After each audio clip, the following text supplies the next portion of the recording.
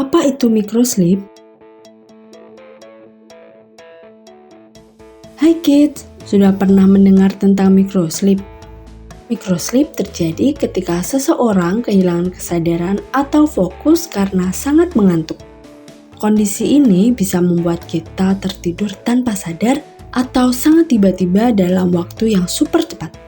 Yuk kita cari tahu bersama tentang microsleep dan faktor penyebabnya. Apa itu microsleep? Seperti penjelasan sebelumnya, microsleep merupakan sebuah kondisi yang terjadi ketika kita tiba-tiba mengantuk dan kehilangan kesadaran. Ketika kita mengalami microsleep, biasanya akan berlangsung secara singkat dan disertai dengan sentakan kepala yang cukup keras.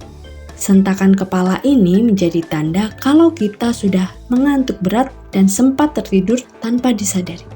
Kondisi seperti ini bisa terjadi ketika mata kita terbuka loh.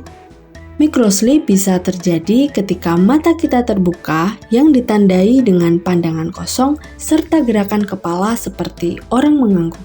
Microsleep bisa ditandai dengan peningkatan frekuensi kedipan mata. Selain itu, kita juga bisa kehilangan memori tentang hal-hal yang dialami sebelum hilang kesadaran secara tiba-tiba. Sebelum kita lanjut videonya, jangan lupa klik tombol subscribe dan tombol loncengnya ya. Faktor penyebab microsleep. Berdasarkan halodoc.com, ada beberapa hal yang memicu terjadinya microsleep. Efek pengobatan. Salah satu efek samping dari mengonsumsi obat-obatan tertentu bisa memicu rasa kantuk. Hal ini bisa jadi parah jika kita kurang tidur.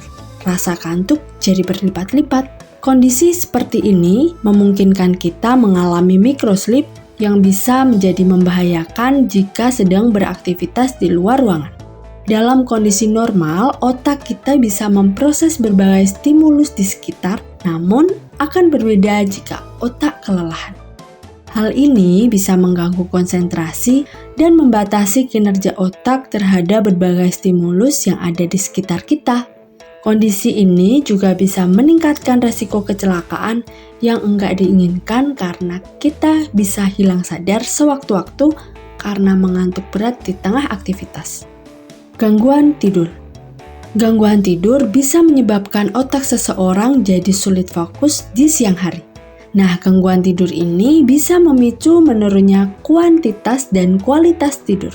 Hal ini bisa menyebabkan kita mengalami situasi seperti sleep apnea hingga insomnia. Utang tidur. Tahukah kids, jika sering kurang tidur di malam hari, kita akan memiliki utang tidur.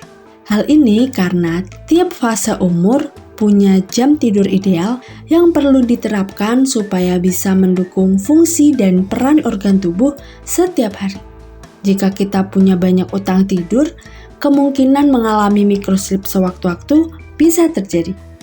Nah, itulah faktor penyebab microsleep dari berbagai sumber.